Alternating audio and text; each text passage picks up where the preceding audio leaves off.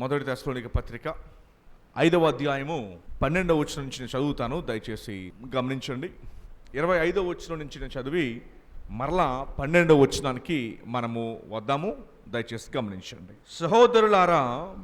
సహోదరులారా అంటే తెస్సలోనిక సంఘములో ఉన్న విశ్వాసులు, క్రీస్తులో సహోదరులు అని ఎందుకు అంటారు అంటే, యేసు ప్రభు పెద్దన్నగా పిలువబడ్డారు గనుక సంఘంలో ఉన్న వారందరూ కూడా సహోదరులుగా పిలువబడతారు. ఎందుకంటే యేసు ప్రభు వారు పెద్దన్నగా ఉన్నారు కనుక సంఘంలో ఉన్న వారందరూ కూడా సహోదరుడు అని పిలువబడడానికి కారణం ఏంటంటే, యేసు ప్రభు వారు పెద్దన్నగా ఉన్నారు కనుక వారు సహోదరులుగా పిలువబడుతూ ఉన్నారు. 25వ వచనంలో పౌలు గారు సంఘానికి రాస్తూ, ఈ రెండవ మిషనరీ ప్రయాణంలో ప్రయాణిస్తూ, సహోదరులారా మా కొరకు ప్రార్థన చేయుడి, పవిత్రమైన ముద్దు పెట్టుకొని సహోదరులందరికీ వందనములు చేయుడి. పవిత్రమైన ముద్దు పెట్టుకొని అనగా యూదులకు ఉండే ఆచారం ఏంటంటే, వారు హత్తుకుంటారు. ఒక్కొక్కరిని ఏం చేస్తారంటే, మన దేశంలో మనం 2 చేతులు చూపించి ఏం చేస్తాం? వందనాలు. సో దేవుని సేవకులు విశ్వాసాలు కనిపించినా ఎలా వందనాలు చెప్పాలి? పూర్తిగా పైకెత్తి.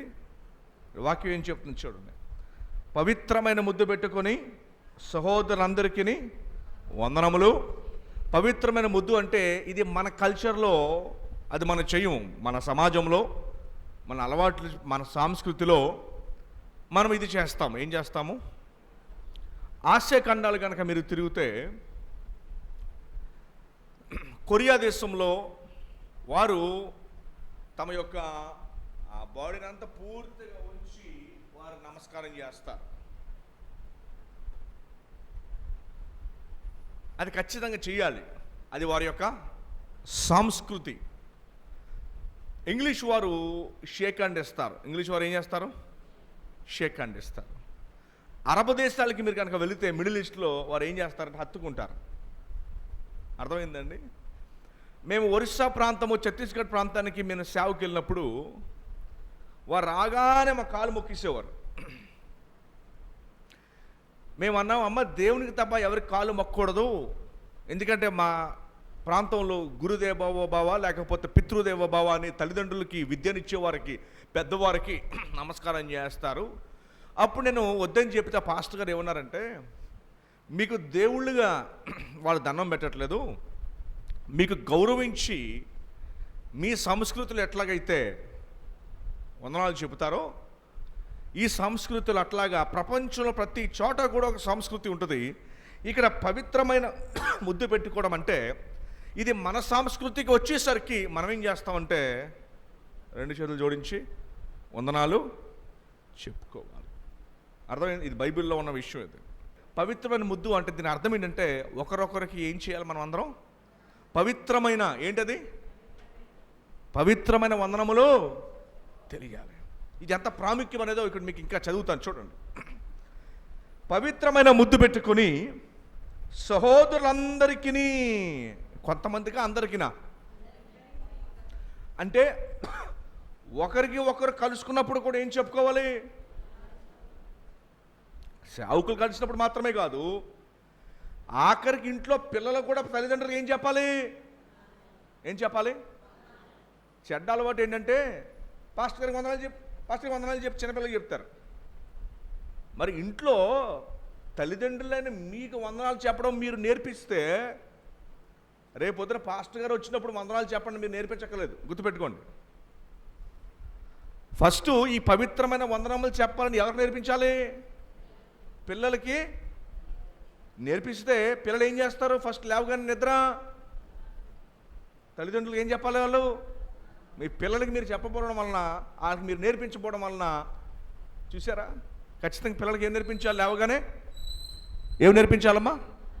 ఎవరికి చెప్పాలి? గట్టిగా చెప్పండి అమ్మా. చెప్తారా మరి? గుర్తుపెట్టుకోండి. తర్వాత చూడండి 27వ వచనం. సహోదరులందరికీ ఈ పత్రిక చదివి వినిపించవలెనని ప్రభువు పేరట మీకు ఆనబెట్టుచున్నాను. అందరికీ ఏం చదవాలంట? ఈ పత్రికను చదివి వినిపించండి అని చెప్తున్నాడు. ఈ పత్రిక కేవలం అందరికి చదివి వినిపించాలి. ఈ పత్రికను ఏం చేయమన్నారు? అందరికీ చదివి వినిపించాలి. ఇప్పుడు నేను చదువుతున్నాను చూడండి. 12వ వచనం నుంచి కొన్ని ప్రాముఖ్యమైన విషయాలు, మన ఆత్మీయ జీవితానికి ఉపయోగపడే విషయాలు నేను చదువుతున్నాను చూడండి. మరియు సహోదరులారా, అంటే సంఘంలో ప్రతి ఒక్క వ్యక్తి ఎంతో శ్రద్ధగా దీన్ని ఆలకించాలి. అందరూ వింటున్నారండి? మీలో ప్రయాసపడుచు ప్రభువునందు మీకు పైవారై ఉండి మీకు బుద్ధి చెప్పు వారిని మన్నన చేసి, మన్నన అంటే వారిని గౌరవిస్తూ వారి పనిని బట్టి వారిని ప్రేమతో మిక్కిలి ఘనముగా ఎంచవలనని వేడుకొనుచున్నాము. వారి పనిని బట్టి ఏం చేయాలంటే అండి, వారిని ప్రేమతో మిక్కిలి ఏం చేయాలి? ఘనముగా ఎంచవలని వేడుకొనుచున్నాము. మరియు ఒకరితోనొకడు ఎలా ఉండాలంట? సమాధానముగా ఉండుడి. ఎలా ఉండాలి? ఒకరితో ఒకరు సమాధానముగా ఉండుడి. 14వ వచనం, సహోదరులారా, మేము మీకు బోధించుచున్నది ఏమనగా అక్రమముగా నడుచుకుని వారికి బుద్ధి చెప్పుడి. అక్రమముగా నడుచుకునే వారికి ఏం చెప్పాలంట? అంటే క్రమము తప్పిన వారికి ఏం చెప్పాలి? నాకెందుకు లేని వదిలేమని ఉందా? బుద్ధి చెప్పుడని ఉందా? చెప్పాలి. మీరు ఎక్కువసార్లు ఏం చేస్తారు? ఎక్కువసార్లు ఏం చేస్తారు? నాకెందుకులే అంటే మీరు వాక్యానికి విరుద్ధంగా వెళ్తున్నట్టు. మీరు వాక్యంగా విరుద్ధంగా వెళ్తున్నట్టు. అక్రమము చేయువారికి, క్రమము లేని వారికి మీరు ఏం చెప్పాలి? బుద్ధి చెప్పుడి. వారికి నేర్పించాలి. ఇగో ఇలా కాదు, ఇలాగని నేర్పించాలి. మీరు ఎప్పుడైతే నాకు కాదులే అని అంటే ఏమవుతుంది? మీరు వాక్యానికి విరుద్ధంగా. చూడండి, మందిరంలో ఒకరొకరు మాట్లాడుకోవడం, పిల్లలు చేయడం చేస్తూ ఉంటారు. నాకు ఎందుకు చెప్పకూడదు అలాగా. ఖచ్చితంగా మీరేం చేయాలి? క్రమాన్ని, నాకెందుకులే వాళ్ళు మాట్లాడుకుంటే, నాకెందుకులే వాళ్ళు చేస్తే, నాకెందుకులే, నో, క్రమముగా జరిగించాల్సిన బాధ్యత మీకుందని బైబిల్ చెప్తుంది. వాళ్ళు మాట్లాడుకున్నారులే, వాళ్ళు ఏదో చేసుకున్నారులే, నో.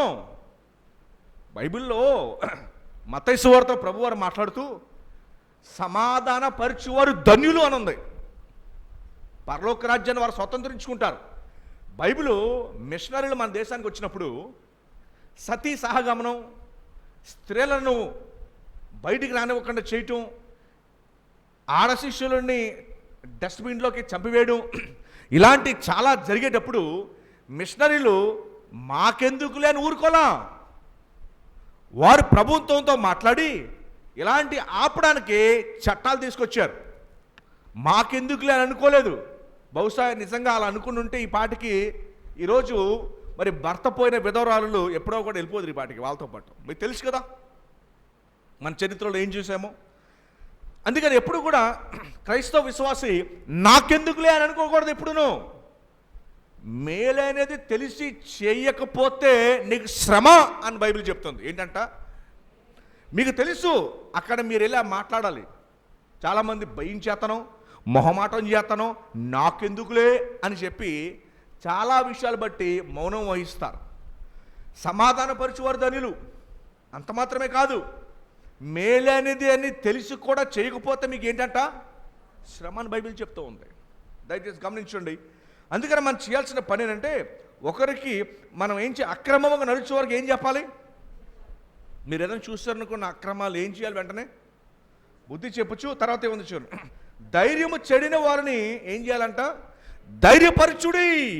ధైర్యం చెడిన వారికి ఏం చేయాలి? మీరు ఎవరైనా బలహీనతలో ఉన్నారు, ఆపదలో ఉన్నారు, వారికి ఏం చేయాలి? మీరు వెళ్ళి ధైర్యపరచుడి. ధైర్యపరచాలి. వాళ్ళని ఆదరణ మాటలు చెప్పాలి. బలహీనులకు ఓతనీయుడి. అందరి ఎడల దీర్ఘశాంతము గలవారై యుండుడి. అందరి ఎడల ఏం కలిగి ఉండాలి? చిన్నపిల్లల మీద కూడా మనం ఏం కలిగి ఉండాలి? వృద్ధుల మీద ఏం కలిగి ఉండాలి? దీర్ఘశాంతము కలిగిన వారై ఉండాలి. ఈ పత్రిక సంఘానికి ఇచ్చి యావత్తు సంఘాలందరికీ చదివి వినిపించండి అని చెప్పాడు పౌలు గారు. తెస్సలోనిక సంఘానికి ఇచ్చి ఏం చెప్పారు ఆయన? యావత్ సంఘాలందరికీ ఏం చేయమన్నాడు ఆయన? దీన్ని చదివి వినిపించండి. ఇది వారు వినాలి. మీరు ఏం చేయాలా? ఈ పత్రికను ఏం చేయాలి? మీరు వినాలి. ఇంపార్టెంట్ న్యూస్ వినాలి అని చెప్తూ ఉన్నాడు. 15 వచనం చూడండి. ఎవడును కీడునకు ప్రతి కీడు ఎవరికైనాను చేయకుండా చూచుకోండి. ఒకవేళ మీరు తెలియకుండా ప్రతి కీడు చేస్తారేమో, అలా కూడా మీరు చేయొద్దు. మీరు తెలియకుండా ఎవరికైనా ప్రతి కీడు చేస్తారేమో. తెలియకుండా చేయడం అంటే ఏంటి? లోపల ఎటువంటి కల్మషం కూడా దాగి ఉండకూడదు. లోపల ఎటువంటి కల్మషం కూడా దాగి ఉండ. అందుకని అన్నట్టు ఎవడును కీడునకు ప్రతి కీడు ఎవరికైనాను చేయకుండా చూసుకోండి. జాగ్రత్త చూసుకోండి. ఎప్పుడు చూసుకుంటూ ఉండండి. ఏం చేయాలమ్మా? ఎప్పుడు చూసుకుంటూ ఉండండి. కీడునకు ఏం చేయకూడదు? ప్రతి కీడుకి కీడు చేయకూడదు, మాటకే మాట చెప్పకూడదు. బైబిల్ ఏం చెప్తుంది చూడండి. మరి మీరు ఒకని ఎడల ఒకడును మనుషులందరి ఎడలను, అంటే లోకంలో ఉన్నవారు అన్యుల ఎడల కూడా ఎల్లప్పుడూ మేలైన దానిని అనుసరించి నడుచుకునుడి. వారు మీకు కీడు చేస్తారు, మీరు వారికి ఏం చేయాలి? వారు మీకు కీడు చేసిన అన్యులైనా సరే మీరు వారికి ఏం చేయాలి? మేలు చేయమని బైబిల్ చెప్తుంది. వారు మీకు కీడు చేసినప్పటికీ కూడా మీరు మేలు చేయండి. మీ హృదయం చేయనివ్వదు, కానీ బైబిల్ నేర్పిస్తుంది. అందుకనే ఇదే చదివి వినిపించండి అని చెప్తున్నాడు. వారు మీకు కీడు చేసిన అన్యులు మీకు వారికి మీరు ఏం చేయాలి? మేలే మీరు చేయాలి. సో కీడు చేస్తే మీరు వారికి ఏం చేయాలి? తిరిగి మేలు చేయాలి. తర్వాత చూడండి ఏముందో. ఎల్లప్పుడూ సంతోషముగా ఉండుడి. ఎప్పుడైతే మనము కీడికి మేలు చేస్తామో ఏమొస్తుంది మీకు? అప్పుడు సంతోషం ఆటోమేటిక్గా వస్తుంది. అలా లేదనుకోండి, సంతోషం ఉండదు. కీడికి కీడు చేస్తే ఏమొస్తుంది? దుఃఖం వస్తుంది. అందుకని కీడికి తిరిగి ఏం చేయాలి? మేలే చేయాలి. మీరు కనుక కీడు చేశారనుకోండి, మీకు దుఃఖమే మిగులుతుంది. సంతోషానికి సీక్రెట్ ఏంటంటే కీడికి ఏం చేయాలి? మీరు మేలే చేయాలి. ఏమండి? ఎడతెగక ప్రార్థన చేయుడి, ప్రతి విషయమందు కృతజ్ఞతాస్తుతులు చెల్లించుడి. ఎలాగూ చేయుట యేసుక్రీస్తునందు మీ విషయంలో దేవుని చిత్తం అంట. ఇది ఏ చిత్తం? ఎవరి చిత్తం ఇది? దేవుని చిత్తం. సంఘానికి చదివి వినిపించండి, వాళ్ళు నేర్చుకోవాలి, తెలుసుకోవాలి అని చెప్పి ఆయన వాక్యంలో సెలవిస్తూ ఉన్నాడు. 19 వచనం చూడండి. ఆత్మను ఆర్పకుడి. ఏంటి ఆత్మను ఆర్పకుడి అంటే అర్థం? పరిశుద్ధాత్మ దేవుడు మీ జీవితంలో పనిచేసినప్పుడు మీ ఇష్ట చెప్పున నడువురు, కానీ దేవుని వాక్యం చెప్పున మీరు నడుస్తారు. సో ఎప్పుడైతే కీడికి కీడు చేస్తే మీలో ఉన్న పరిశుద్ధాత్మ దేవుని మీరు బాధ పెట్టి ఆర్పివేసిన వారు అవుతారు. ఆర్పడం అంటే ఆయన కార్యాలు జరనివ్వకుండా చేయటం, ఆయన చిత్తాన్ని జరనివ్వకుండా చేయటం. పరిశుద్ధాత్మ దేవుడు మీ జీవితంలో తన కార్యాన్ని జరిగించాలి అంటే ఇదిగో పైన చదివిన వాటిని అన్నింటినీ మనం చేయవలసిన వారమై ఉన్నాం. కీడికి ఏం చేయకూడదు? ప్రతి కీడు చేయకూడదు. కీడికి ఏం చేయాలి? మేలు చేయమని బైబిల్ చెప్తూ ఉంది. రెండోది ఏమంటున్నాడు? మొదటి జ్ఞాపకం చేసుకున్నాం. అక్రమంగా చేయనప్పుడు మనం ఏం చేయాలంట? బుద్ధి చెప్పాలని వాక్యం సెలవిస్తూ ఉంది. నాకెందుకులే అని ఎప్పుడు అనుకోకూడదండి. మన భారతదేశంలో ఉన్న సమస్య ఏంటంటే మన ఇంటికి ఎంతకి నీళ్ళు వచ్చేదాకా మనకి పెద్ద పట్టింపు ఉండదంట. ఎప్పుడైతే మన ఇల్లు కాలుతుందో అప్పుడే సమస్య అంట. ఎవరిదోలే ఆళ్ళపోతే నాకెందుకు? మీకు ఎప్పుడు కూడా మాట జ్ఞాపకం చేస్తాను. మనమందరం వచ్చింది ఒకే కుటుంబం నుంచి, ఆదాము కుటుంబం. మానవులందరూ వచ్చింది ఒకే కుటుంబం నుంచి. నువ్వు ఏ దేశస్తుమైనా, ఏ భాష మాట్లాడినా, మనం అంతిమంగా వచ్చింది మనమందరం ఒకే కుటుంబం నుంచి. అలా వెనక్కి వెళ్ళిపోతే ప్రపంచ జనాభా పెరుగుతూ ఉంది, వెనక్కి వెళ్తే తగ్గుతూ వెళ్ళిపోతుంది. అలా తగ్గుతూ వెళ్ళిపోతుంటే చివరికి మనం ఎక్కడికి వెళ్తాము అంటే ఆదాము అవ్వ దగ్గరికి మనం వెళ్తాం. సో అందరం ఒకే కుటుంబము. ఆలలో పోతే నాకెందుకు, ఏలలో పోతే నాకెందుకు ఇప్పుడు అనుకోకూడదు. మనం జగదైక కుటుంబం అనే మాట విన్నారు ఎప్పుడైనా? మనందరం కూడా ఒకే కుటుంబం అని అర్థం మాట. తర్వాత 21వ వచనంలో ఆత్మను ఆర్పకుడి, ప్రవచించుటకు నిర్లక్ష్యము చేయకుడి. ప్రవచించుటకు అనగా దేవుని వాక్యము ఇతరులతో చెప్పడానికి మీరు ఏం చేయకూడదు? నిర్లక్ష్యం చేయకుడి. ఇంట్లో వారితో వాక్యం మాట్లాడుకోవాలి. అందుకని ఎప్పుడు చెప్తాను, ఆదివారం వర్తమానం అయిపోగానే ఇంట్లో భోంచేసేటప్పుడు ఏం మాట్లాడుకోవాలి? వాక్యాన్ని మాట్లాడుకోవాలి.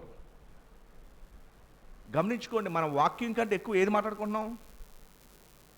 ఇద్దరు సహోదరులు కలుసుకున్నప్పుడు వాక్యాన్ని మాట్లాడుకుంటున్నారు, ఏం మాట్లాడుకుంటున్నారు? ముసలం ముచ్చట్లు కట్టిపెట్టి అని ఉంది బైబిల్లో. ఏ ముచ్చట్లు కట్టి పెట్టాలంట? ముసలం ముచ్చట్లు అంటే ఇప్పుడు ముసలం ముచ్చట్లో యవనస్తులు కూడా మొదలెట్టారు 15 నుంచే. అంటే ఆ పదానికి అర్థం ఏంటంటే అనవసరమైన మాటలు ఏం చేయకూడదు. కొంతమంది అనవసరంగా మాట్లాడుతూ ఉంటారు, పని పడలేకుండా మాట్లాడుతూ ఉంటారు. అసలు అనవసరంగా ఎప్పుడు కూడా జ్ఞానైన ఒక సాక్రటీస్ ఏం చెప్పాడంటే, ఎక్కువ విను తక్కువ మాట్లాడు. ఏం చెప్పాడు? ఎక్కువ విను తక్కువ.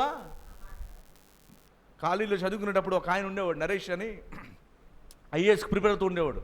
ఏ విషయాన్ని నేను అందరిని అడిగేవాడు, నువ్వు దీని గురించి ఏమనుకుంటున్నావు, నువ్వు దాని గురించి అందరిని అడిగేవాడు. కానీ అతనేమనుకుని ఎవరు చెప్పేవాడు కాదు.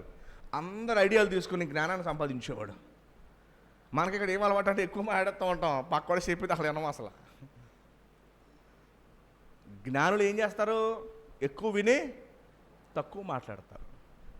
అర్థమైందండి? బైబిల్ చెప్తుంది, జ్ఞాపకం పెట్టుకుని ఆత్మను ఆర్పకుడి, ప్రవర్తించుటకు ఏం చేయకూడదు? నిర్లక్ష్యము.